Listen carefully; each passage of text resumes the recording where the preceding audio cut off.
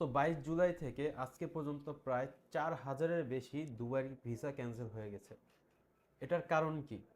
তাদের লাইসেন্সও ঠিক আছে, সব কিছু ঠিক আছে, কিন্তু তাও ভিসা ক্যান্সেল হয়ে যাচ্ছে।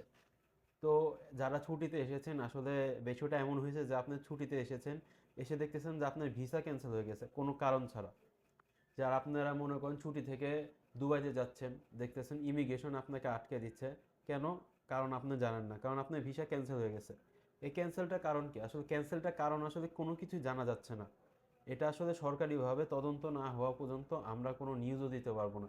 তো আপনারা যারা দেশে আছেন, তারা আমি বলবো যত তাড়াতাড়ি সম্ভব আপনারা দুবাই চলে যান।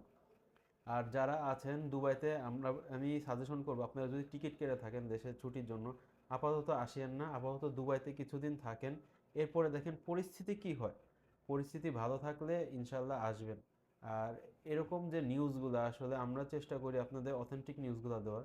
তো এটার জন্য অবশ্যই আমাদের ফলো দিয়ে আপনাদের পাশে থাকবেন। আসসালামু আলাইকুম রহমতুল্লাহ।